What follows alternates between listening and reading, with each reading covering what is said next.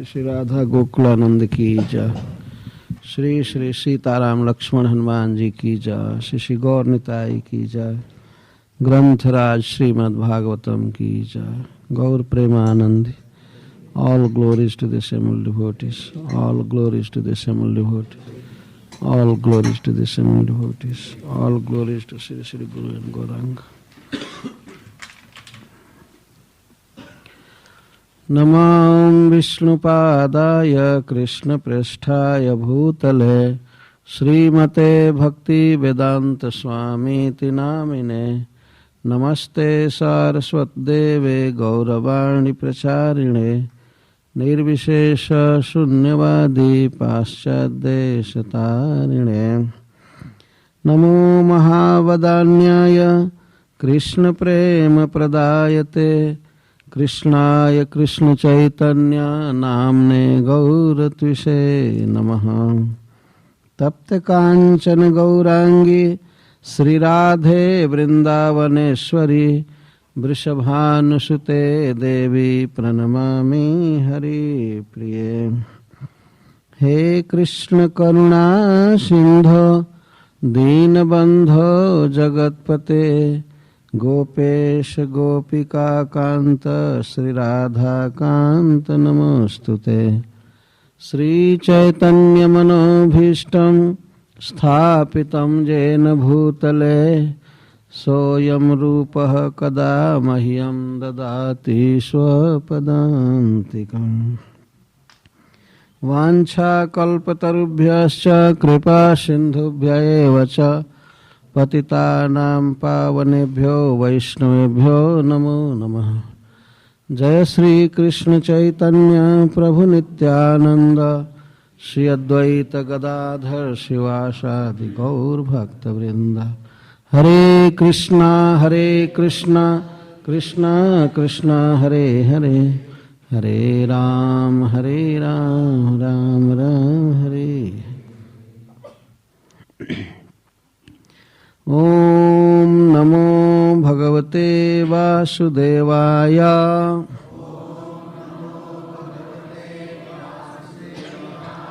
ओम नमो भगवते वासुदेवाय।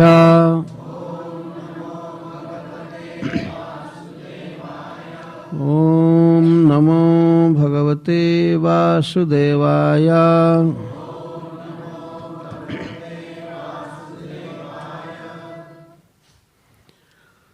श्रीमद् भागवतम प्रथम स्कंध अध्याय 7 के 33वें श्लोक से मैं कथा प्रारंभ करूंगा। उसके पहले कुछ कथाएं हैं, वो इस प्रकार हैं। कुरुक्षेत्र का युद्ध 18 दिन चला। 18वें दिन दुर्योधन धराशायी किया गया। अंतिम युद्ध था भीमसेन का युद्ध दुर्योधन के साथ। धृतराष्ट्र के 99 पुत्रों का वध कर चुके थे भीमसेन। धृतराष्ट्र के सभी पुत्रों का वध भीम ने किया था। तो अंत में दुर्योधन के साथ उनका युद्ध हो रहा था, गदा युद्ध।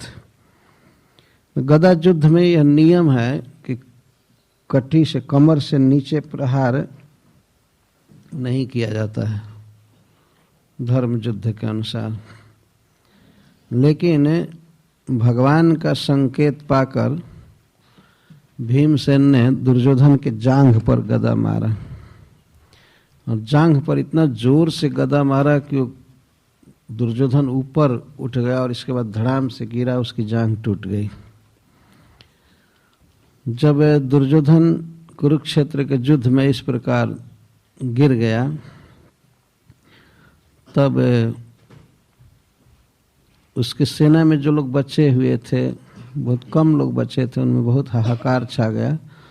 तो उसमें 3 व्यक्ति युद्ध छोड़कर भाग गए। लास्ट में कृपाचार्य, कृतवर्मा और अश्वत्थामा, ये 3 युद्ध छोड़कर भाग गए। पास में जंगल था, उसमें छिप गए। जब शाम का समय हुआ, थोड़ी थोड़ी रात्रि हुई, तो वे लोग दुर्योधन को देखने के लिए आए। बहुत करुण दृश्य था। एक चक्रवर्ती राजा और आज भूमि में गिरा हुआ था, उसको पानी पिलाने वाला कोई नहीं था। तो इस तरह का दिन देखना पड़ता है जीवन में। वही दुर्योधन जिसके पास सहस्रों सेवक रहते थे, आज कोई भी पूछने वाला नहीं था। तो तीनों आए, ये तीनों दुर्योधन के द्वारा पोसे गए थे और दुर्योधन की तरफ से लड़े थे तीनों। उसमें कृपाचार्य, कृतवर्मा और अश्वत्थामा, तीनों जब मिलने के लिए आए तो दुर्योधन की इस दुर्दशा को देखकर भी बहुत विलाप करने लगे। ओहो, आज आपकी ये दशा हुई। तो दुर्योधन का प्रिय करने के लिए वे लोग सोचने लगे। तो अंत में वे फिर कोई आवाज़ आई इसलिए भाग गए, जंगल में फिर चले गए। तो वहीं बैठे थे किस तरह से दुर्योधन के इस दुर्दशा का बदला चुकाया जाए पांडवों से। पांडवों के सेना में एक औक्षाहुणी सेना बच गई थी। धृष्टद्युम्न जो सेनापति थे वे अंतिम समय तक जीवित रहे, द्रौपदी के भाई थे वे।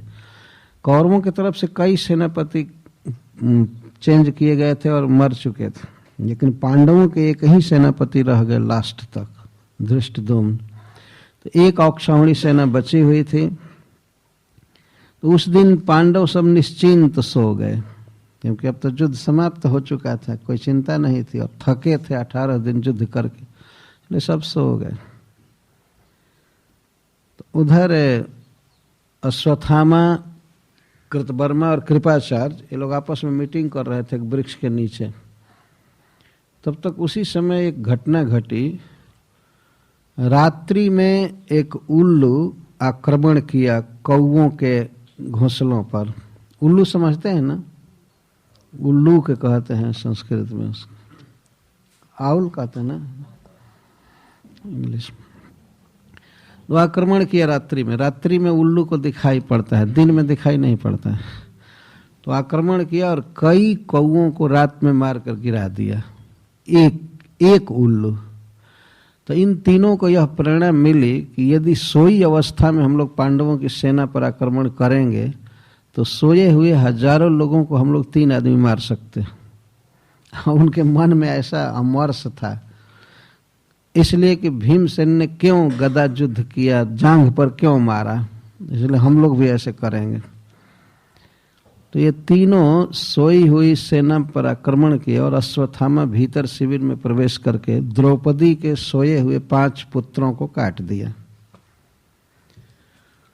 निश्चिंत सोए थे बेचारे लड़के, उनको कत्ल कर दिए, काट दिया। और धृष्टद्युम्न को भी मारा, क्योंकि धृष्टद्युम्न इसके पिता द्रोणाचार्य का वध किए थे। और कई लोगों को मारे। पांडव उस दिन बाहर सोए थे भगवान कृष्ण के साथ, तो उनका कुछ नहीं हुआ। भीतर जितने लोग सोए थे सबका वध हो गया। तो यह समाचार सवेरे जब मिला द्रौपदी जी को कि उनके 5 पुत्र मार दिए गए, तो बेचारी लगी विलाप करने। बहुत बहुत दुख पार करके वह इस दशा में पहुंची थी, लेकिन अंत में अपने 5 पुत्र मारे गए। 5 पांडवों से एक पुत्र द्रौपदी जी को हुए थे। तो बहुत विलाप करने लगी, जोर जोर से रोने लगी। यद्यपि विजय मिला, जीत हुई, लेकिन इतना बड़ा घाटा सह करके। तो अर्जुन उस समय सांत्वना देने लगे अपनी प्रिया को, द्रौपदी को, कि तुम्हें रोवो मत।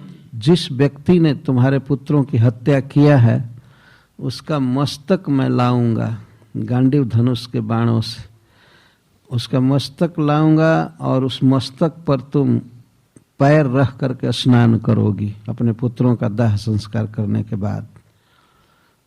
इस तरह से यद्यपि द्रौपदी विलाप कर रही थी, उसने सुना नहीं अर्जुन की बात को, लेकिन अर्जुन इस तरह से सांत्वना दे रहे थे। आदमी क्या करेगा विपत्ति में? मान लीजिए पत्नी विलाप कर रही है तो पति का कर्तव्य है उसको सांत्वना देना। तो उस समय अर्जुन यही कह रहे थे कि जिसने तुम्हारे पुत्रों का वध किया है उसका मस्तक लाऊंगा, और उस मस्तक पर तुम पैर रख करके स्नान करोगी। द्रौपदी ने कुछ सुना नहीं, लेकिन अर्जुन इस तरह कह करके भगवान कृष्ण से कहे कि आप रथ तैयार कीजिए और हमें अश्वत्थामा को पकड़ना है। तो भगवान तो आज्ञा पालक हैं अर्जुन के, वे तुरंत रथ तैयार किए और चल दिए अश्वत्थामा के पास। अश्वत्थामा पहले से सतर्क था। जब कोई व्यक्ति बहुत गलती करता है तो उसके मन में शंका हो जाती है कि एक्शन जरूर होगा, तो चिंता में था। तब तक देखा कि अर्जुन धनुष बाण लिए और कवच बांधे रथ पर चढ़ करके आ रहे हैं, तो वह भी एक अपने रथ पर चढ़कर प्राण बचाने के लिए भागा। अब उसे कीर्ति की कोई इच्छा नहीं थी, प्राण बचाने के लिए भागा। लेकिन भागते भागते उसके रथ के घोड़े थक गए, अब चल नहीं रहे थे। तब वह पैदल भागा। तो पैदल भागा तो अर्जुन भी रथ से उतर कर पैदल हो गए, क्योंकि कोई व्यक्ति पैदल भाग रहा है तो उसके साथ रथ से पीछा करना धर्म नहीं है। ये भी पैदल पकड़ने के लिए दौड़े और जा करके अश्वत्थामा को पकड़ लिए। यहाँ से कथा हम श्लोक से कह रहे हैं। तत आसाद्य तरसा दारुणम गौतमी सुतम बबंधा मर्ष ताम राक्ष पशुम रसनया जथा। अर्जुन ने दौड़ करके और पकड़ लिया अश्वत्थामा को। उस समय अर्जुन की आंखें रोष ताम्राक्ष, क्रोध से तांबे के समान हो गई थी, लाल आंखें हो गई थी। जब व्यक्ति में क्रोध होता है तो आंखें लाल हो जाती हैं। ताम्र, ताम्र कपर को कहते हैं ना। तांबे जैसी लाल आंखें हो गई। और वे अश्वत्थामा को, अपने गुरुपुत्र को इस तरह बांध लिए जैसे कोई पशु को बांध लेता है, हाथ पीछे करके मुसुक चढ़ा करके और उसे अरेस्ट कर ले, बांध लिए। पहले उन्होंने कहा था कि उसका मस्तक लाऊंगा, लेकिन जब पकड़े तब केवल बांधे, पशु की तरह बांधे और ले चले शिविर के तरफ। उसको रथ पर बैठाए, रथ पर बैठा करके और युद्ध शिविर जहाँ था, जहाँ महारानी द्रौपदी विलाप कर रही थी, वहां पर ले चले अर्जुन। तो जब ही उसको रथ पर बैठा कर ले चलने के लिए तैयार हुए तो भगवान श्री कृष्ण अर्जुन से कुछ कहने लगे। एक अद्भुत बात है। शिविराय निनिसंतम दामना बद्ध्वा रिपुम बलात् प्राहार्जुनम प्रकुपितो भगवान अंबुजे क्षण। भगवान ने श्री कृष्ण के लिए सूत जी कह रहे हैं कि प्रकुपित, भगवान बहुत कुपित थे। तो जो बहुत कुपित थे तो इनकी आंखें तो तांबे के समान हुई नहीं, तो अंबुजे क्षण, भगवान की आंखें कमल के समान सुंदर थी। इसका मतलब केवल बनावटी क्रोध था, भगवान में कोई क्रोध नहीं था। तो अर्जुन के धर्म की परीक्षा लेने के लिए भगवान अर्जुन से इस प्रकार कहने लगे। ये अर्जुन क्रोध में थे, सचमुच क्रोध में थे, क्योंकि उनके पुत्रों की हत्या की गई थी। लेकिन जब शिविर की तरफ ले चले तो भगवान कुपित हो गए उस पर, अश्वत्थामा पर, और अर्जुन से कहने लगे, मैनम पार्था हर्षि त्रातुम ब्रह्म बंध मिमम जही योसावनागस सुप्ता न बधिर निशि बालकान। ये अर्जुन, इसको तुम क्यों छोड़ रहे हो? इसका अभी वध क्यों नहीं कर रहे हो? तुमने द्रौपदी से प्रतिज्ञा किया है ना कि इसका मस्तक लाओगे, तो इसका मस्तक काटो। इस दुष्ट को छोड़ना ठीक नहीं है। यद्यपि यह ब्राह्मण है, परंतु यह आतताई है, पापी है। इसको मारो, इसको बचाना तुम्हारा धर्म नहीं है। भगवान धर्म की परीक्षा ले रहे हैं कि अर्जुन अपने गुरुपुत्र का वध कर रहे हैं कि नहीं। यद्यपि भगवान जानते थे कि अर्जुन परम धर्मनिष्ठ हैं, और अर्जुन की कीर्ति को संसार में फैलाने के लिए भगवान इस तरह का वचन बोल रहे थे। पार्थ, एनम त्रातुमा अर्हसि, इसको तुम बचाने के योग्य नहीं हो, इसको मारो। क्यों? क्योंकि इसने निरपराध लोगों की हत्या की है, और वह भी सोए हुए की, और वह भी बच्चों की। इस प्रकार से हत्या किया। अपना शत्रु भी सोया हो तो उसका वध नहीं करना चाहिए। तो इसने तो सोए हुए की हत्या की है, और वो भी निरपराध की हत्या की है। द्रौपदी के बच्चों ने इसका कोई अपराध नहीं किया, लेकिन उनका वध किया। तो बच्चों की हत्या किया, सोई अवस्था में हत्या किया, और निरपराध की हत्या किया। मान लीजिए हमारा कोई अपकार किया है, कुछ बिगाड़ा है, तो उसका कुछ किया जा सकता है, लेकिन इसका पर्सनल लोग कुछ बिगाड़े नहीं थे, और बच्चे थे वे, और सोए थे। तो उस अवस्था में उन बच्चों की हत्या किया है, इसलिए यह महापापी है, इसका वध करो। फिर भगवान नीति बताते हैं कि किस प्रकार के शत्रु का भी वध नहीं करना चाहिए। मत्तम प्रमत्तम उन्मत्तम सुप्तम बालम स्त्रियम जडम प्रपन्नम व्यर्थम भीतम न रिपुम हन्ति धर्मविद।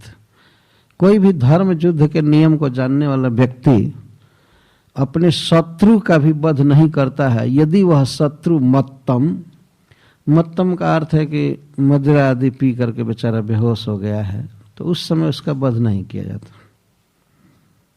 अपना शत्रु ही है तो क्या, लेकिन कुछ पी करके खा करके अगर होश में नहीं है तो उस समय उसका वध नहीं करना चाहिए। मत्तम और प्रमत्तम, प्रमत्त का अर्थ है असावधान है, लड़ने के लिए तैयार नहीं है अभी, उस दशा में उसका वध नहीं होना चाहिए। और उन्मत्तम, कहीं पागल हो गया है, ग्रह बात आदि लग गया है, उस समय भी उसका वध नहीं करना चाहिए। सुप्तम, सोया हुआ है। बालम, और भले शत्रु का लड़का शत्रु है, लेकिन यदि बच्चा है तो उसका वध नहीं करना चाहिए। सुप्तम, बालम, स्त्रियम, और भले वो शत्रु है लेकिन अगर स्त्री है तो उसका वध नहीं करना चाहिए। जडम, जडम का अर्थ है बिल्कुल पागल जैसा हो गया, अनवधान, शरीर का उसको ध्यान नहीं है, मूर्ख है, तो उसका वध नहीं करना चाहिए। या भीतम, यदि वो डर गया हो, हाथ जोड़ रहा हो, तो उसका वध नहीं करना चाहिए। प्रपन्नम, शरण में आ गया हो। और वीरथम, उसका रथ टूट गया हो, हथियार नहीं हो उसके पास, तो उसका वध नहीं करना चाहिए। कोई भी धर्मवेता व्यक्ति इस प्रकार के शत्रु का भी वध नहीं करता। कितना सुंदर उपदेश है भगवान का। आज के लोग और कितना गिर गए हैं, तो कहीं आक्रमण करते हैं तो ये विचार करते हैं क्या कि वो लोग सोए हुए हैं, या कोई खा रहा हो, कोई सावधान नहीं। पहले जो युद्ध होता था सैनिकों में होता था, एक सेना दूसरे सेना के साथ लड़ती थी, और अब इसका कोई विचार नहीं, कहीं भी अटैक करो, किसी की भी हत्या कर दो, बहुत पाप बढ़ गया। कोई सो रहा है, कोई खा रहा है, कोई कुछ पढ़ रहा है, कोई कुछ कर रहा है, और उसी समय अटैक करो, मारो। वास्तव में ये राक्षसों का काम है। तो भगवान बता रहे हैं कि अपना शत्रु भी अगर इन दशाओं में हो तो उसका वध नहीं करना चाहिए, पर इसने वध किया। और एक और नीति भगवान बता रहे हैं कि कोई मान लीजिए बहुत बड़ा पापी है, दूसरे जीवों की हत्या करके, दूसरे को सता करके अपना शरीर पोष रहा है, तो उस व्यक्ति का वध कर देना चाहिए, क्योंकि वो जीवित रहेगा तो और पाप करेगा, और पाप करने के कारण उसकी दुर्दशा और ज्यादा होगी नरकों में। इसलिए राजा को यह आदेश है कि वो ऐसे अपराधियों को, ऐसे पापियों को फांसी पर चढ़ा दे, जिससे उनका किया गया पाप इसी जीवन में समाप्त हो जाता है, आगे दुख नहीं होता है। ऐसा कहा गया है शास्त्र में कि राजा जिसको दंड देता है वह व्यक्ति निष्पाप हो जाता है और उसका भविष्य उज्जवल होता है। लेकिन यदि इस जीवन में पाप का दंड नहीं मिला तो कई गुना सजा उसको परलोक में भोगनी पड़ती। इसलिए भगवान एक सिद्धांत बता रहे हैं, स्वप्राणान यह पर प्राणै प्रपुष्णात्य घृण खलः तद वधस्तस्य ही श्रेयो जद्दोषा जात्यधः पुमान। जो व्यक्ति स्व प्राणान, अपने प्राणों को, अपने शरीर को दूसरे के शरीर को बिगाड़ करके पोसता है, ऐसे पापी का वध कर देना ही उसका हित है। उसका इसी में हित है कि उसका वध कर दिया जाए। हम लोगों को इस संसार में जीने का अधिकार है, ईश्वर ने जीवन दिया है तो जीना चाहिए, लेकिन दूसरे को मार कर जीने का अधिकार नहीं है। हमारे यहाँ सब जगह ट्रक पर भी जहां तहां लिखा करते हैं, जियो और जीने दो। जियो, जीने का अधिकार है, लेकिन दूसरे को भी जीने का अधिकार है। दूसरे को मार करके जीने का अधिकार हमको नहीं है। ये भगवान सब देखते हैं। दूसरे लोग जी रहे हैं दूसरे जीवों की हत्या करके, खा करके। लगता है कि जैसे वो मांस नहीं खाएंगे तो जिएंगे ही नहीं। पशुओं का वध करते हैं, पक्षियों का वध करते हैं, मनुष्यों को भी बहुत सताते हैं। और लाभ क्या है? बस जीने के लिए। लेकिन इस संसार में तो देखा जा रहा है कि जो लोग मांस नहीं खाते हैं वे भी जीवित रहते हैं और मांसाहारियों से अधिक आयु के होते हैं। यह रिकॉर्ड निकाला गया है संसार में। शाकाहारी अधिक दिन जीवित रहते हैं और मांसाहारी कम दिन जीवित रहते हैं। मैं पढ़ा था, रिकॉर्ड निकाला गया है। पशुओं में भी जो शाकाहारी हैं, पेड़ पौधे झाड़ आदि खाते हैं, वे ज़्यादा जीते हैं। हाथी बहुत दिन जीवित रहता है। यदि हाथी को स्वतंत्र रखा जाए जीने के लिए तो लोग बताते हैं कि हाथी 400 वर्ष तक जीवित रह सकता है, जबकि बाघ, सिंह आदि ये सब बहुत कम दिन जीवित रहते हैं, ये जल्दी मर जाते हैं। अगर मांस खाने से ये बहुत दिन जीवित रहते तो ये लोग भी, अगर कोई बहुत दिन जीवित रह सकता था तो ये लोग क्यों नहीं रहते? तो भगवान कहते हैं कि अपने नाशवान देह को पोषने के लिए दूसरे के देह को काट करके कोई व्यक्ति खाता है, सताता है, तो ऐसे पापी का तत्काल वध कर देना चाहिए। तद वधस तस्य ही श्रेयो, उसका वध कर देना ही उसका कल्याण करना है। क्योंकि जद दोषाद याति अधः पुमान, क्योंकि दूसरे जीवों को सताने से, मारने से वह और अधः जाति, अधोगति में जाता है। प्रत्येक कर्म का फल बन रहा है। हम लोगों को भले मालूम न हो, यह बात दूसरी है, लेकिन कर्म का फल बन रहा है। कई ऐसी सूक्ष्म चीजें हैं जिसको सब लोग नहीं समझ पाते हैं, जैसे बच्चे या अगर नहीं समझते हैं, लेकिन फल तो बन रहा है। जैसे मान लीजिए कोई फालतू फोन किया करे जहाँ तहाँ, इंटरनेशनल कॉल इधर उधर, और कहे कि नहीं मैं नहीं देख रहा हूँ कि बिल बन रहा है, लेकिन जिस दिन बिल आएगा तब पता चलेगा ना कि ओ हमने ये सब किया था।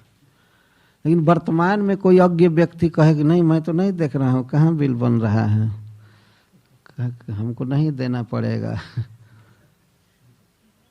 यहाँ पर भी मनुष्यों का बनाया हुआ नियम इतना सूक्ष्म है कि हमारी जानकारी के बिना भी कर्म बंधन लगता रहता है, बिल बनता है और सब होता है। आप लोग तो और ज़्यादा जानते हैं क्योंकि ये सब क्रेडिट कार्ड वगैरह चल गया है, तो वो और सूक्ष्म नियम, बैंक में रुपया कटता जाता है, क्या क्या होता जाता है। तो जब मनुष्यों के बनाए हुए नियम इतने सूक्ष्म हैं तो फिर ईश्वर के द्वारा बनाए हुए नियम कितने सूक्ष्म होंगे और कितने पक्का। एक एक कर्म का फल बनता है और भोगना पड़ता है। भगवान के विधान से कोई बच नहीं सकता। तो भगवान स्वयं कह रहे हैं अर्जुन से कि जो व्यक्ति दूसरे के शरीर को नुकसान करके, काट करके, मार करके, हत्या करके खाता है, चाहिए राजा को कि उस व्यक्ति का वध तुरंत कर दे। इसके अनुसार तो जितने गाय खाने वाले हैं उनका वध कर देना चाहिए। अगर सुंदर शासन हो परीक्षित जैसा, तो जो गोमांस खाते हैं या अन्य पशुओं को मार करके खाते हैं उनको जीने का अधिकार इस संसार में नहीं है। अब तो सत्ता ही दूसरे लोगों के हाथ में है, इस वेद शास्त्र के नियमों का पालन नहीं हो रहा है, नहीं तो जीने का अधिकार नहीं। तो दूसरे को, किसी भी व्यक्ति को जीने का अधिकार है, लेकिन दूसरे को सता करके, दूसरे को मार करके नहीं। तो इसने बच्चों की हत्या किया और रात में सोते समय, इसलिए इसका वध होना चाहिए। भगवान अनेक शास्त्र युक्ति, लौकिक युक्ति दे रहे हैं और सब परीक्षा ले रहे हैं क्योंकि भगवान कुपित नहीं है। प्रतिश्रुतम तब च भवता पांचाल्य शृण्वतो मम आहरि से शिरस्तस्य जस्ते मानिनी पुत्र। तुमने मेरे सुनते सुनते प्रतिज्ञा किया है पंचाली के पास। भगवान कह रहे ये भी अपनी प्रतिज्ञा पूरी करने के लिए भी इसका वध करो, क्योंकि जो व्यक्ति प्रतिज्ञा करके उसे पूरा नहीं करता है वह भी अधोगामी होता है। तुमने प्रतिज्ञा किया है ना, प्रतिश्रुति दिया ना। क्या प्रतिश्रुति दिया है कि आहरि से शिरस्तस्य जस्ते मानिनी पुत्र। हे मानिनी, हे प्रिय द्रौपदी, जिस व्यक्ति ने तुम्हारे पुत्रों की हत्या किया है उसका सिर आहरिष्य, उसका सिर लाऊंगा, उसका सिर लाऊंगा। लेकिन अर्जुन ने यह नहीं कहा था कि सिर काट कर लाऊंगा। तो शरीर के साथ सिर ले जा रहे हैं सिर तो ले ही जा रहे हैं, लेकिन भगवान के कहने का आशय था कि सिर काट करके ले चलो। अर्जुन ने प्रतिज्ञा किया था कि उसका सिर लाऊंगा। अर्जुन जब प्रतिज्ञा कर रहे थे उस समय भी ये भूले नहीं थे कि यह हमारा गुरुपुत्र है, हमारे गुरु जी का उपकार हमारे जीवन में बहुत है, अतः मैं गुरुपुत्र का वध नहीं करूंगा। ये भावना उनकी शुरू से ही थी, लेकिन वो रो रही थी तो उसको समझाने के लिए कुछ इन्होंने कह दिया, लेकिन जब पकड़े तब वध नहीं कर रहे थे। तो भगवान बारंबार तर्क दे रहे हैं, तुमने प्रतिज्ञा किया है, मेरे सुनते सुनते मैं साक्षी हूं, सुना हूं, तो अपनी प्रतिज्ञा पूरी करने के लिए भी इसका वध करो। इस प्रकार की बातें भगवान बोल रहे हैं। अच्छा, दूसरी बात यह है कि यदि इसके इस कार्य से इसके स्वामी दुर्योधन का हित हुआ होता तब भी माना जाता कि जिसका खाया है, जो इसका भरण किया है, उसका कुछ काम किया। लेकिन भर्तुश्च विप्रियम वीर कृतवान कुलपांसना, यह कुलांगार, अपने कुल में दाग लगाने वाला, यह अपने स्वामी दुर्योधन का भी अहित किया, उसका भी हित नहीं किया। वो घटना इस प्रकार की है, जब अश्वत्थामा द्रौपदी के पुत्रों का मस्तक काट कर रात्रि में ले गया दुर्योधन के पास, तो उसने कहा रात्रि में, स्वामीन स्वामीन, मैं 5 पांडवों का मस्तक काट करके लाया। रात्रि का समय था, वो इसलिए झूठ बोला कि दुर्योधन सुन करके बहुत प्रसन्न होगा। 5 पांडवों का मस्तक काट करके लाए? हाँ, 5 पांडवों का मस्तक काट करके लाया। तो दुर्योधन को कुछ संदेह हो गया, उसको संदेह हो गया कि भगवान कृष्ण के रहते हुए और 5 पांडवों का मस्तक काट लेना कैसे संभव हो सकता। पहले तो उसे खुशी हुई, ठीक है 5 पांडवों का मस्तक काट लिया, आनंद हुआ, लेकिन बाद में तुरंत सस्पेंशन हुआ। तो मांगा कि जरा वो मस्तक दो तो मैं टेस्ट करूं कि पांडवों का मस्तक है कि दूसरे का। तो ले करके दुर्योधन रात्रि में एक हाथ से मस्तक दबाता था तो मस्तक फूट जाते थे, कोमल बच्चों के मस्तक थे। तो उसने कहा कि ये पांडवों के मस्तक नहीं है, ये किसी दूसरे के हैं। तब अश्वत्थामा सत्य बोला, कहा कि हाँ पांडवों के मस्तक नहीं है, उनके बच्चों के हैं। इस पर दुर्योधन को बहुत दुख हुआ। दुख अपनी अपकीर्ति के लिए हुआ, पांडवों पर दया करके नहीं। उसने सोचा कि वो संसार में मेरी बदनामी होगी कि बच्चों की हत्या करवाया, यही भेजा होगा अश्वत्थामा को। इस बात के लिए उसे बड़ा दुख हुआ और पहले सुख हुआ था। दुर्योधन को यह साप था कि जिस समय उसके मन में हर्ष और शोक दोनों एक साथ आएंगे उसी समय इसकी मृत्यु हो जाएगी। तो दुर्योधन की मृत्यु हो गई। तो एक प्रकार से अश्वत्थामा ने दुर्योधन को मारा, यद्यपि किया काम उसको प्रसन्न करने के लिए, लेकिन प्रसन्न नहीं कर सका बल्कि उसके मरण का कारण बन गया। तो भगवान यह भी कह रहे हैं कि दुर्योधन का भी इसने प्रिय नहीं किया। जिस दुर्योधन ने इसका भरण पोषण किया, पाला पोसा राजा, उसका भी विप्रिय किया, अप्रिय किया। इसलिए इसका वध करो। तदसौ बध्यताम पाप आतता यात्म बंध हुआ भर्तुश्च विप्रियम वीर कृतवान कुलपांसन। इसलिए अभी अभी इसका वध करना चाहिए, अभी वध करो। यह आतताई है, ब्राह्मणाधम है, ब्राह्मण में जन्म लेकर के इसने ब्राह्मण जाति को कलंकित किया है, इसलिए इसका वध करो, वध करो। लेकिन अर्जुन इतने छोटे व्यक्ति नहीं थे कि गुरु के उपकार को भूल जाएं। एवं परीक्षिता धर्मम पार्थः कृष्णेन चोदिता नैच्छद हंतुम गुरुसुतम जदप्यात्महनम महान। इस प्रकार भगवान श्री कृष्ण अपने सखा अर्जुन के धर्म निष्ठा की परीक्षा ले रहे थे। बहुत बहुत बातें कह करके परीक्षा ले रहे थे। रथ पर चलते समय फिर भी अर्जुन अपने गुरुपुत्र का वध नहीं किए।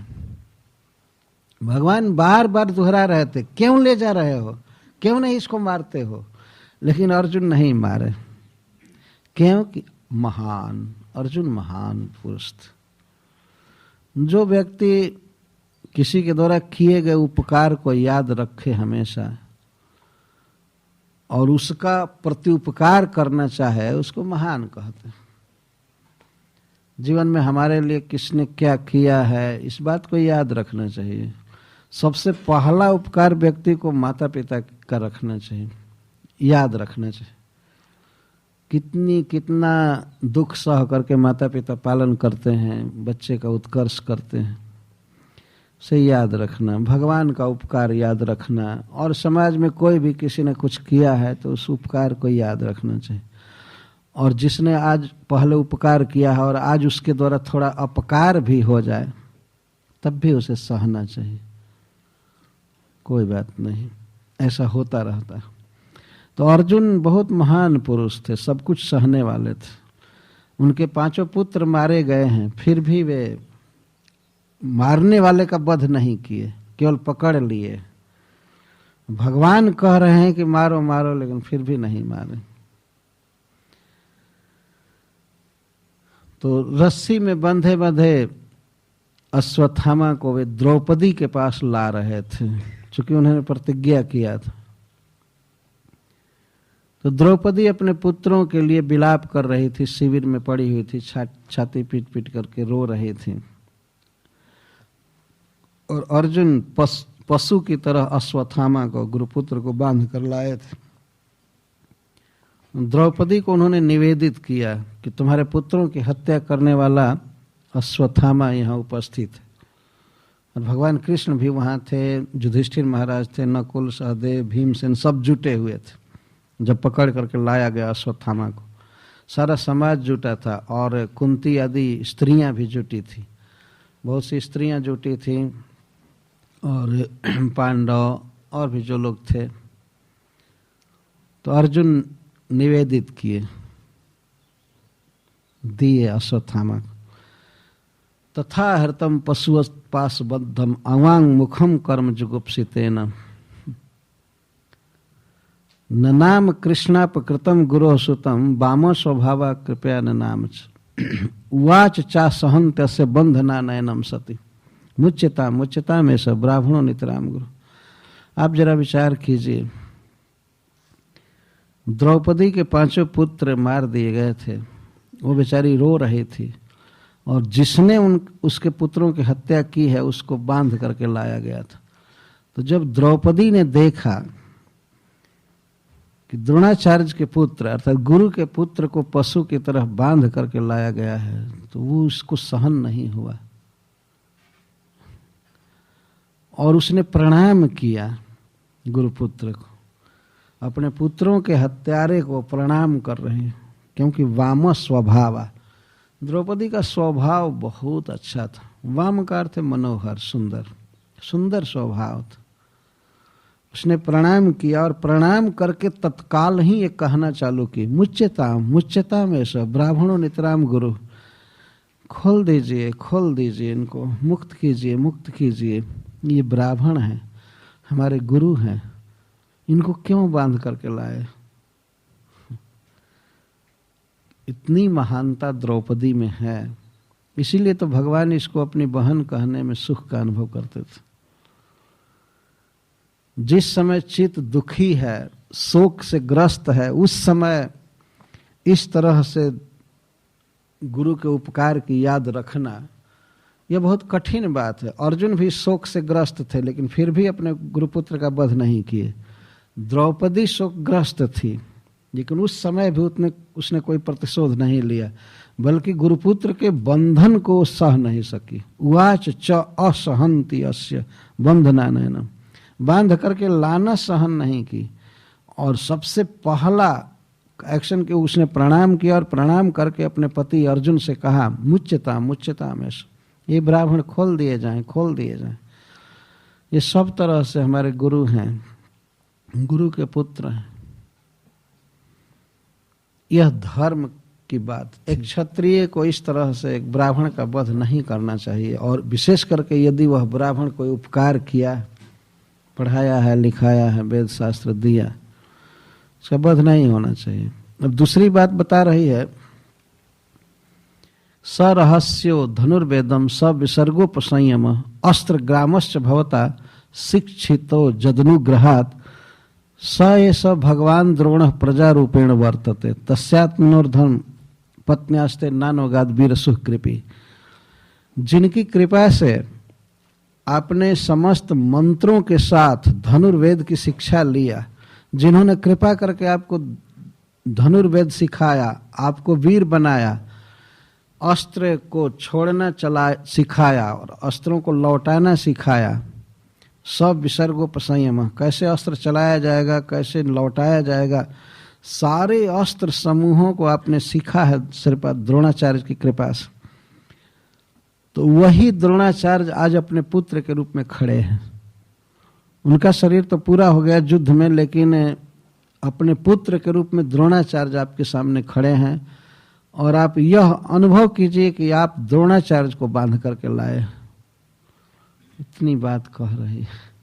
शास्त्र कहता है कि कोई भी व्यक्ति वास्तव में पुत्र रूप में जन्म लेता है। आत्मा वही जायते पुत्र, पत्नी को जाया कहा जाता है संस्कृत में। जाया का अर्थ है जिसके गर्भ से पति ही जन्म लेता है, चाहे पुत्र रूप में या पुत्री रूप में, पति ही जन्म लेता है स्त्री के गर्भ से, ये शास्त्र कहता है। तो आज गुरुपुत्र बांधा गया, अश्वत्थामा बांधा गया है, तो इसका अर्थ है कि द्रोणाचार्य बांधे गए हैं शास्त्र के अनुसार। यह बहुत सुंदर सिद्धांत है। और हम लोग के इस कान में प्राय बात प्रचलित हो गई है। भक्त लोग कहते हैं किसी की पत्नी कहीं खड़ी है तो कोई पूछता है तो आपकी माता जी खड़ी है वहां पर ऐसे कहते हैं। ये नहीं कहते आपकी वाइफ खड़ी है या आपकी पत्नी खड़ी है, चाहे हम, और यहाँ तक कि वो भक्त भी कहता है हमारे माता जी को भेज देना।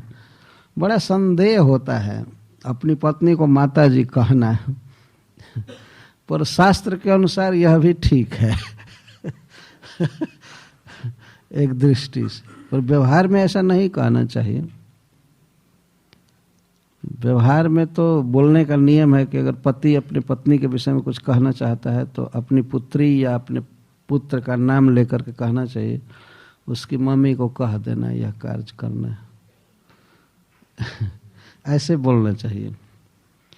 और जब पत्नी बोलेगी पति के विषय में तो वो भी पुत्र का या पुत्री का नाम रखकर कहेगी इसके पापा को या डैडी को कह देना, इसके पिता को कह देना, ये नियम है।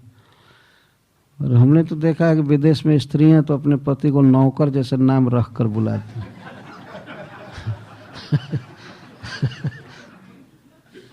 कभी कभी तो ऐसा भ्रम होता है कि इसका बेटा है कि नौकर है, क्या कैसे नाम रखती। और उस पर भी आश्चर्य की बात है कि पति लोग उसी में आनंद मानते हैं कि हमको नाम लेकर के बुला रहे हैं अजीब अजीब परिवर्तन हो गया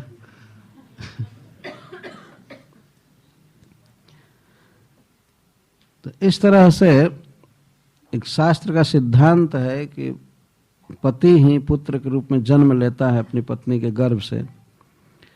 इसीलिए विवाह में बहुत सावधान रहना चाहिए।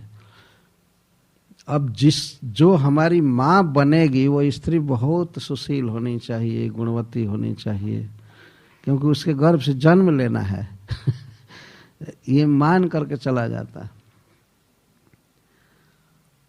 तो यहाँ पर द्रौपदी जी यह कह रही हैं कि द्रोणाचार्य अपने पुत्र के रूप में खड़े हैं और आप उनको बांधे हैं।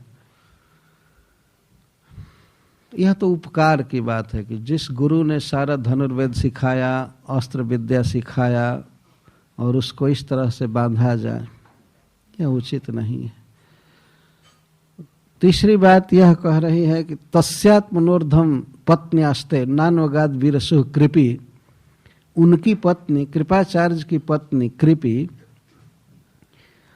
इसीलिए सती नहीं हुई कि उसका बेटा अभी छोटी उम्र का था। ये द्रौपदी जी कह रही है।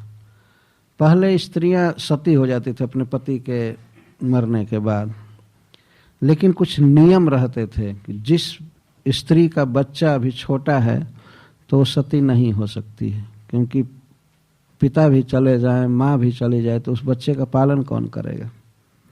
तो बच्चा यदि छोटा है तो वो सती नहीं हो सकती है। माँ यदि गर्भवती है तो वो सती नहीं हो सकती। कुछ ऐसे नियम थे।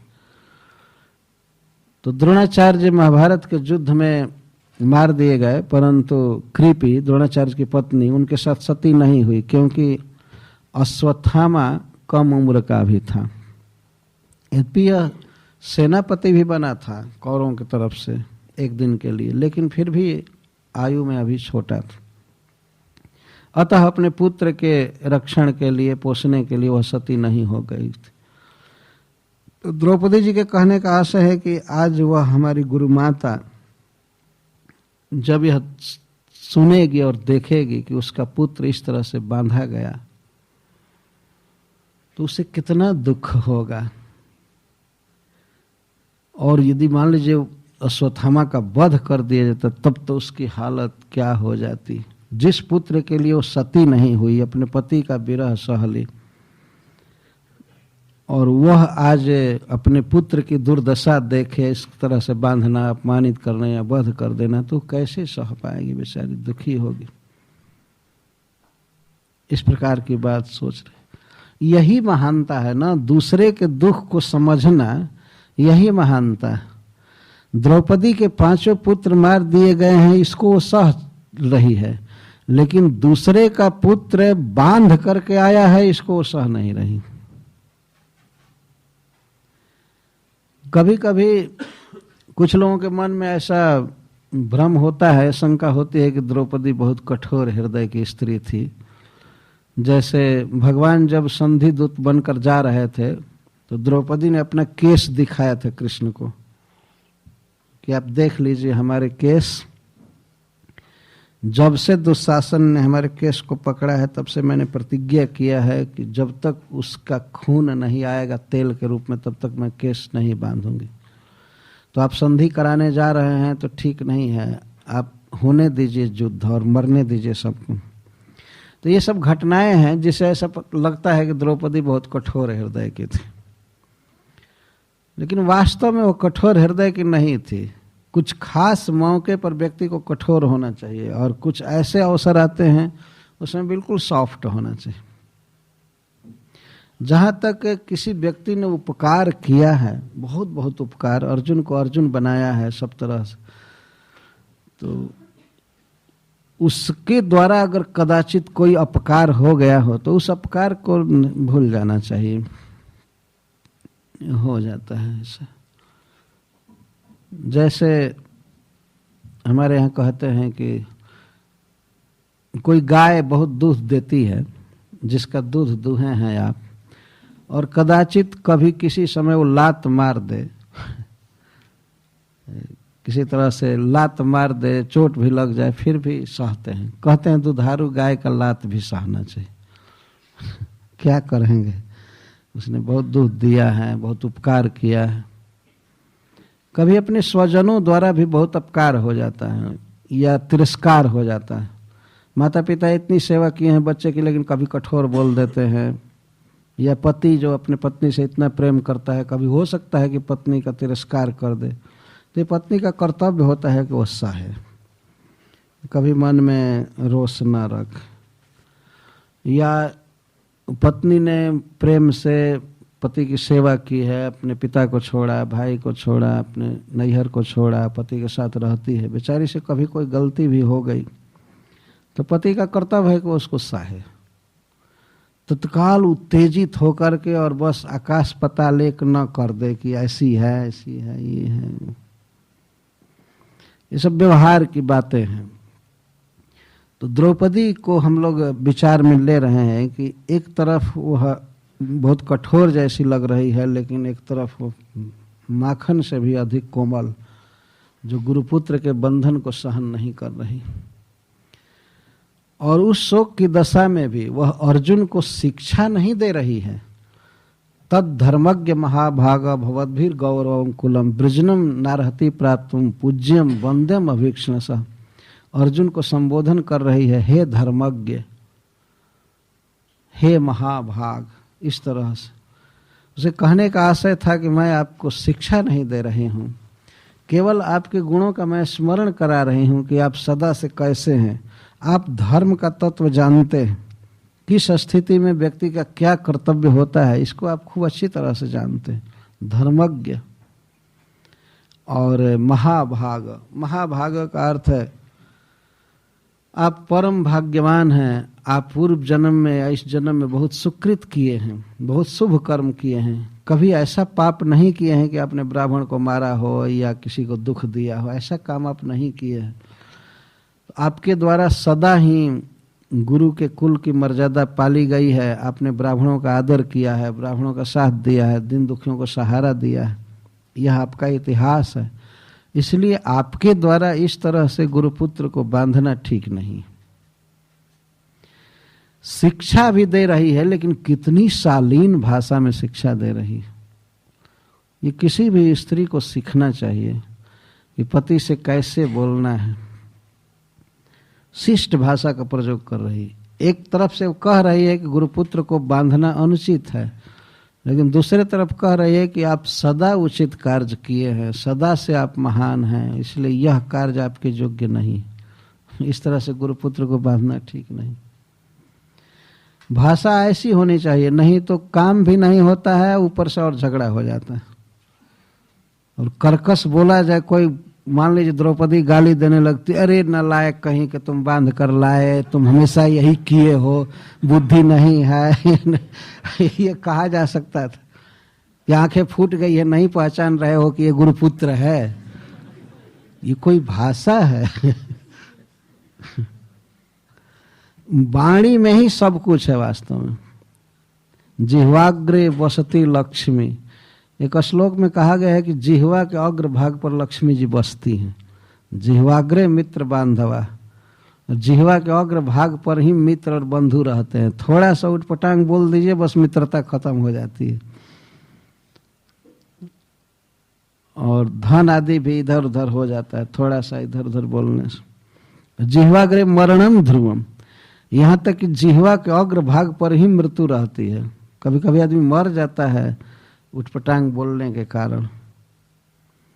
तो द्रौपदी इस तरह से बहुत ही सुशील भाषा में अपने पति अर्जुन से ये बातें कह रही है कि हम लोगों के द्वारा सदा या आपके द्वारा सदा ब्राह्मणों का आदर किया गया है और गुरु परिवार की हमेशा पूजा की गई है, आपने वंदना किया है, पूजा किया है, श्रद्धा किया है। तो आपके द्वारा आज गुरुपुत्र को इस तरह से बांध करके लाना उचित नहीं है। जब सदा से जो कार्य किए हैं वही कीजिए, जो किए हैं वही कीजिए।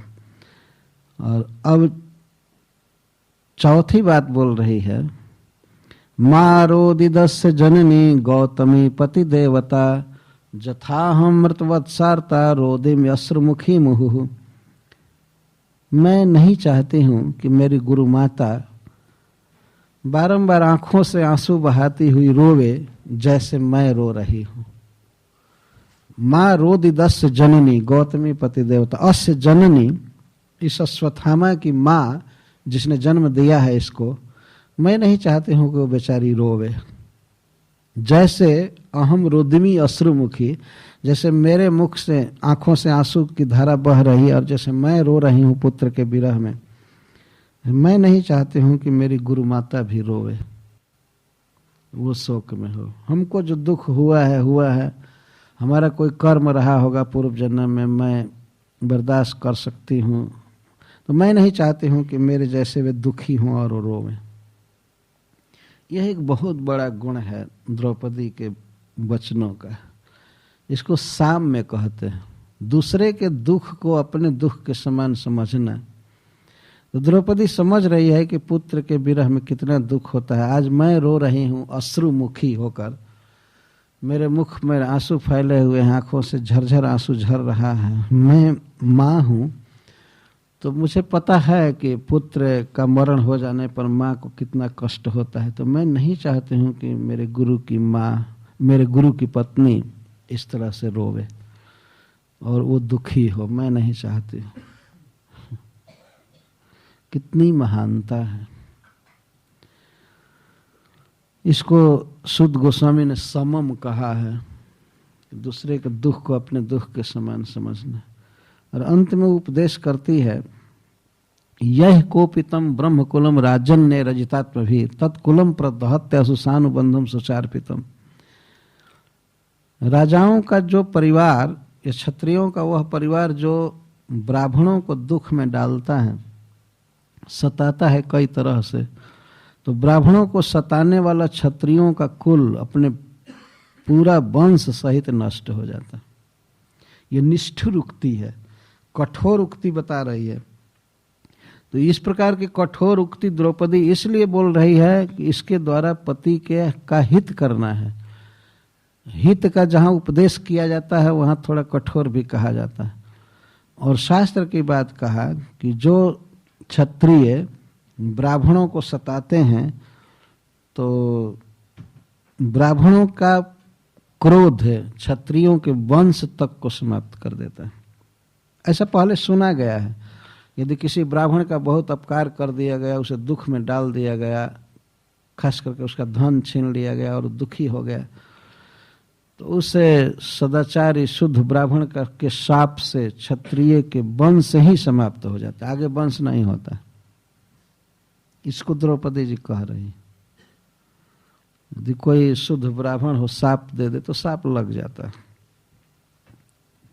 वो आजकल तो शाप लगना कठिन है, क्योंकि सब झूठ बोल रहे हैं, तो झूठ बोलने वाले का वचन काम करता नहीं शाप काम करता नहीं। लेकिन वास्तव में दो तरह के लोगों का शाप या वरदान बहुत प्रसिद्ध है शास्त्रों में। एक तो शुद्ध ब्राह्मण और दूसरा पतिव्रता स्त्री। दो के शाप और वरदान की बात बहुत कही गई है शास्त्रों में। क्षण भर में पता चल जाता था। यदि कोई ब्राह्मण किसी को शाप दे दे तुम मर जाओ, तो उसी समय मर जाते थे। तुम ये हो जाओ, ये हो जाओ, ये हो जाओ, तत्काल हो जाते थे। किसी देवता को शाप दे दिया गया, वृक्ष हो जाओ, तुरंत हो जाते। जैसे नारद जी ने नलकुबर और मणिग्रह को शाप दिया, वृक्ष हो जाओ, वो वृक्ष हो गए। महाभारत में हम लोग पढ़ते हैं, कथा है नल और दमयंती की। राज्य गंवा चुके थे नल महाराज जुआ में, तो अपनी पत्नी के साथ वे वन में रहते थे, बहुत निर्धन दशा में। वस्त्र भी पहनने के लिए ठीक से नहीं था। तो एक दिन नल महाराज दमयंती को छोड़ करके सोई अवस्था में और चले गए इधर उधर। तो बेचारी सवेरे जगी और बहुत विलाप करने लगी, रोने लगी, खोज रही थी पति को, नहीं मिले। तो दमयंती बहुत सुंदरी स्त्री थी, उसको देख करके एक व्याध, एक हंटर का चित्त बदल गया। वो कामुक हो गया। वो सोचा कि मैं इसको अपने चंगुल में फंसाऊं, तो बहुत तरह की बात करने लगा। लेकिन दमयंती प्रथम श्रेणी की पतिव्रता स्त्री थी, उस स्वप्न में भी किसी दूसरे पुरुष के विषय में कभी नहीं सोचती थी। जो व्याध बहेलिया जब उसके साथ प्रस्ताव रखा, तुम सुंदरी हो, मैं तुम्हें चाहता हूँ, ये कहता हूँ, तो बहुत बलवान था वो और बेचारी अकेले थे। लेकिन द्रौपदी ने कहा कि यदि मन, कर्म और वचन से मैंने सदा नल महाराज के ही चरणों का चिंतन किया हो और स्वप्न में भी दूसरे किसी पुरुष को मैंने नहीं सोचा हो, तो यह व्याध मर जाए। और इतना कहते ही उस व्याध के शरीर में आग लग गई और जल कर राख हो गया। ये महाभारत में कथा है। तो और इसी तरह के प्रभाव हम लोग ब्राह्मणों के वचन में पढ़ते। तो द्रौपदी कह रही है कि हम लोगों का एक कर्तव्य नहीं है कि हम इनको सतावें। शुद्ध गोस्वामी जी कहते हैं, धर्मम न्यायम सकरुणम निर्वेलिकम समम महत राजा धर्म सुतो राज्ञा प्रत्यनंद बचो द्विजा। हे ब्राह्मणों, नैमिषारण्य के शौनकादि ब्राह्मणों को संबोधित करके शुद्ध जी कहते हैं कि हे ब्राह्मणों, द्रौपदी के वचन में 6 गुण थे। 6 गुण थे, उसको ऐसे गिना रहे हैं। धर्म्यम, धर्म का अर्थ होता है जो हमारा कर्तव्य है वही करना चाहिए। तो जब द्रौपदी ने पहले यह कहा कि मुच्यता मुच्यता में सब ब्राह्मणों नितराम गुरु, इनको खोल दीजिए, ब्राह्मण हैं, गुरु हैं, तो ब्राह्मण और गुरु के साथ यह व्यवहार नहीं करना चाहिए। यह बात धर्म के अनुकूल थी। अर्जुन एक क्षत्रिय है और अश्वत्थामा ब्राह्मण है, ब्राह्मण में भी गुरुपुत्र है। तो गुरुपुत्र के साथ, ब्राह्मण के साथ इस तरह का व्यवहार नहीं होना चाहिए, यह धर्म की बात थी। द्रौपदी के वचनों में धर्म का उपदेश था। न्यायम, और न्याय से युक्त वचन था। न्याय क्या था? वो बोली कि समस्त मंत्रों के साथ धनुर्विद्या आपने सीखा है, बाण चलाना, युद्ध करना सीखा है द्रोणाचार्य से, इसलिए आपको भी चाहिए कि आप उपकार करें, न कि अपकार। इसको न्याय कहा गया है शास्त्र में। जैसे मान लीजिए किसी ने किसी को 100 रुपया दिया है, यहाँ के अनुसार बोलना, 100 पाउंड दिया है किसी ने किसी को 100 पाउंड दिया और समय आने पर उसको यथावत 100 पाउंड लौटा दिया आपने, तो इसको न्याय कहा जाता। न्याय कहते। यदि हमको किसी ने कुछ सुख दिया है तो हमने उसको बदले में सुख दिया, इसको न्याय कहते हैं। और यदि हमने उसको कम दिया या नहीं दिया तो इसको अन्याय कहा जाता। ये न्याय ये है। जब द्रोणाचार्य ने इतना ज्ञान दिया, अस्त्र विद्या सिखाया, सब कुछ सिखाया, तो उनके पुत्र को बांधना यह अन्याय है, न्याय नहीं है। तो द्रौपदी की बातों में न्याय था।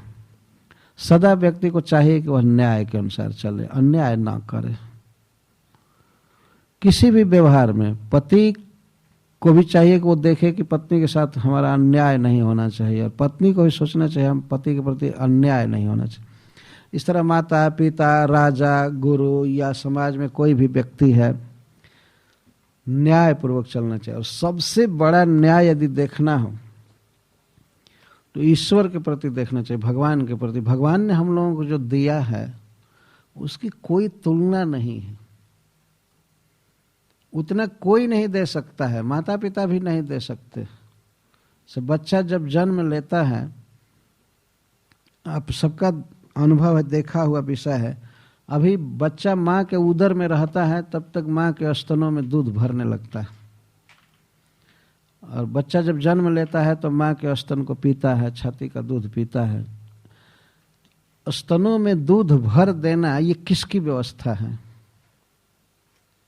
जरा विचार कीजिए। क्या उस बच्चे के पिता की व्यवस्था है? वो नहीं, और न तो माँ की व्यवस्था है। वो वास्तव में कृष्ण की व्यवस्था है। बच्चा जब जन्म लेगा तो उस समय वो रोटी नहीं खा सकता, भात नहीं खा सकता, करना चाहिए। तो भगवान ने जीभ दिया, लेकिन उस जीभ से लोग बहुत दुनिया भर की बात बोलते रहते हैं, कभी भगवान का नाम नहीं गाते, कभी जस नहीं गाते। तो ये भगवान ने बोलने की शक्ति दिया है, जीभ दिया है, सुनने की शक्ति, श्रवण शक्ति दिया, देखने की शक्ति दिया, कुछ काम करने की शक्ति दिया। तो भगवान के लिए काम करना चाहिए, इसको न्याय कहेंगे। जितनी शक्ति हम उतना ही कर सकते हैं। भगवान के प्रति तो न्याय का व्यवहार होना भी कठिन है। भगवान इतना दिए हैं, इतना दिए हैं कि हमसे तो उतना हो ही नहीं पाएगा, उतना कर नहीं पाएंगे, लेकिन जितनी शक्ति है उतना करना चाहिए, यही न्याय है। और भगवान थोड़े से किए गए क्रिया को बहुत मानते हैं। जैसे मान लीजिए कोई माँ अपने बच्चे को भेजे कि जाओ वहाँ से पीढ़ा उठा लाओ। पीढ़ा समझते हैं? काठ का एक पीठक होता है, बैठने के लिए, भोजन के समय बैठते हैं कुछ, या कोई सामान। जैसे मान लीजिए माँ अगर भेजे बच्चे को वो सामान उठा लाओ, तो बच्चा जाता है, सामान उठाता है, उसे उठता नहीं है, और किसी तरह उठाया तो लेकर के चल नहीं पाता है। तो लेकिन बच्चे के ईमानदारी से प्रयास को देख करके माँ तत्काल दौड़ करके जाती है और उस सामान को उठा लेती है और बच्चे को भी उठा करके लाती है। सामान भी उठा लाएगी, बच्चे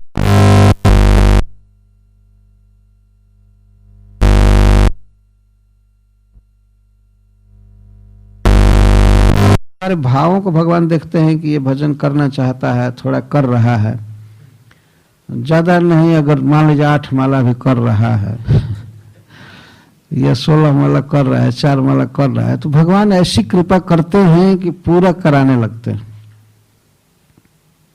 देखते हैं कि बच्चा प्रयास कर रहा है, इसकी जितनी शक्ति है उतना कर रहा है, तो भगवान उस माँ की तरह हैं कृपालु, जो उसके सारे अधूरे कार्य को पूरा कर देते हैं।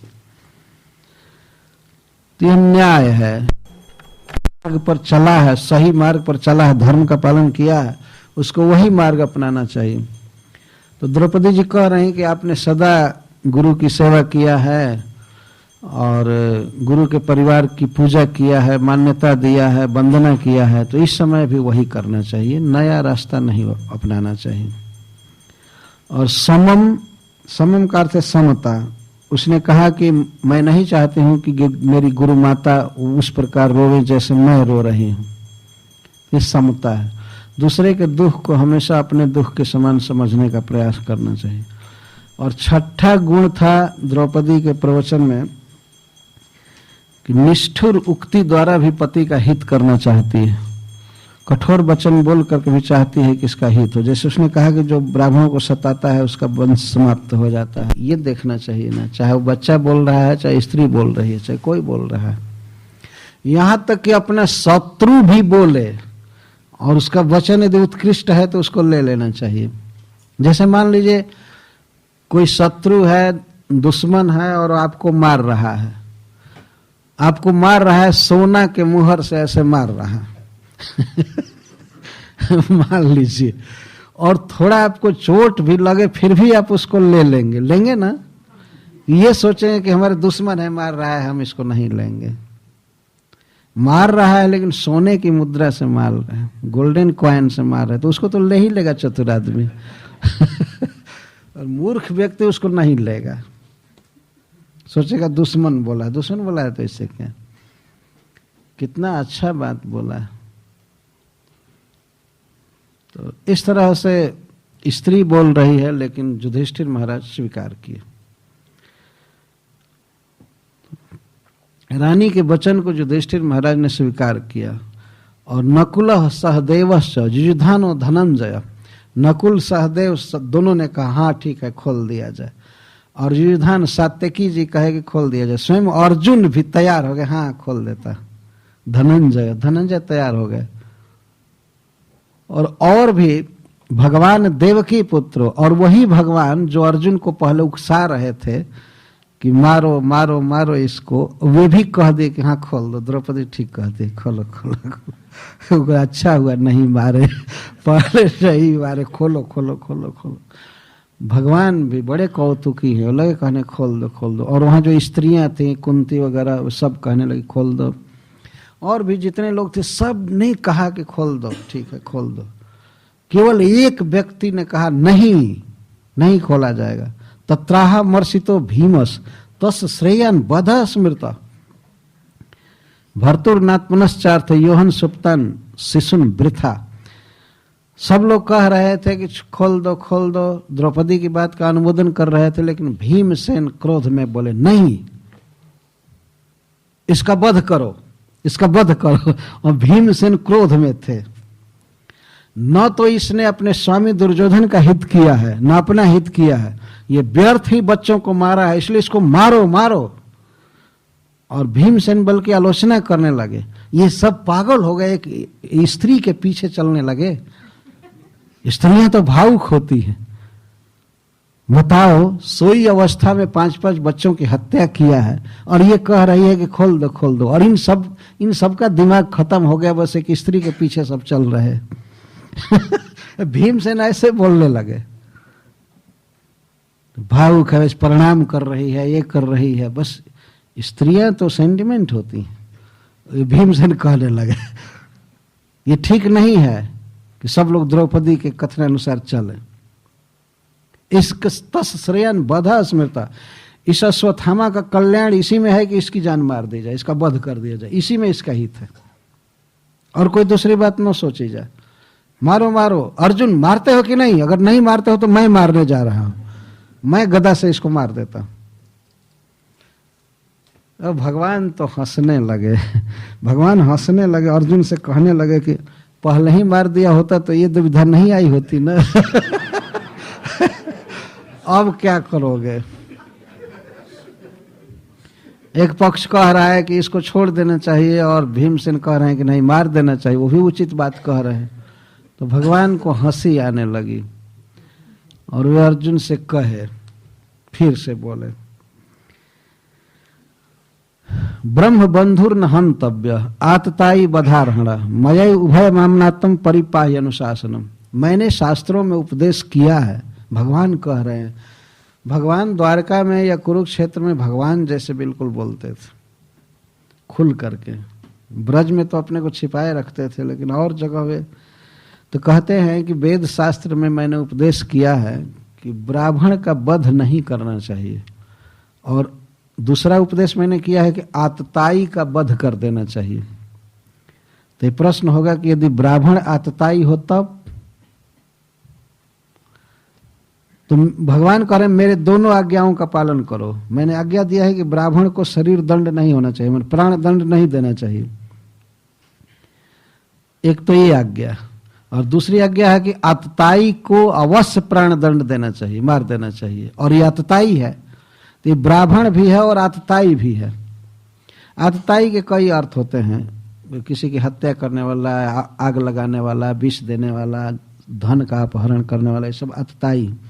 तो ये आतताई भी है और ब्राह्मण भी है। और मेरी आज्ञा है कि ब्राह्मण का वध नहीं करना चाहिए, आतताई का करना चाहिए। तो मेरे दोनों आज्ञाओं का पालन करो, मतलब इसका वध करो और वध नहीं भी करो। भगवान के कहने का आशय ये था, इसकी जान मारो और जान मत भी मारो।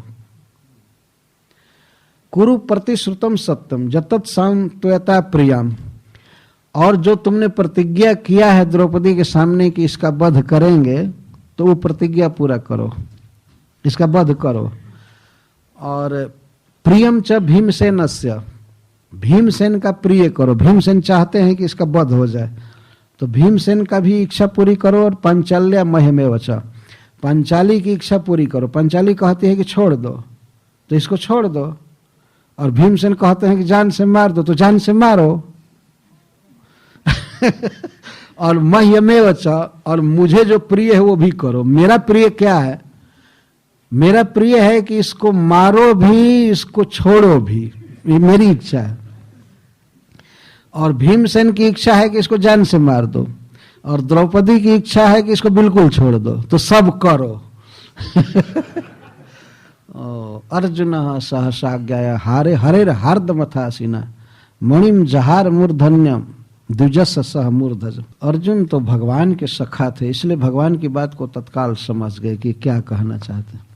परस्पर विरुद्ध आज्ञाएं थी, लेकिन अर्जुन तत्काल समझ गए, जो भगवान का सखा भी तो एक भगवान ही है ना। तो तत्काल समझ गए कि इनके हृदय में क्या है, और समझ गए। इसीलिए वे निकाले अपना खड्ग तलवार और केस काटे पहले अश्वत्थामा का, वो बंधे बंधे था, केस काटे और केस काट करके थोड़ा सा सिर का हल्का चमड़ा हटाए और वहां पर उसके मणि था, मणि को निकाल लिए। उससे वो मरा नहीं, थोड़ा सा घाव हुआ तो मणि छीन लिए। अभी बंधा था क्योंकि उनको दोनों आज्ञा का पालन करना था, उसको मारना भी था और नहीं भी मारना था। तो किसी यशस्वी व्यक्ति का अपमान करना, उसका धन छीन लेना, यही उसका प्राण दंड है। कोई कोई तो ऐसे सम्मानित व्यक्ति होते हैं कि आप उनको रेत तुकार कर दीजिए, इसी में वे मरने जैसा दुख मानने लगते हैं।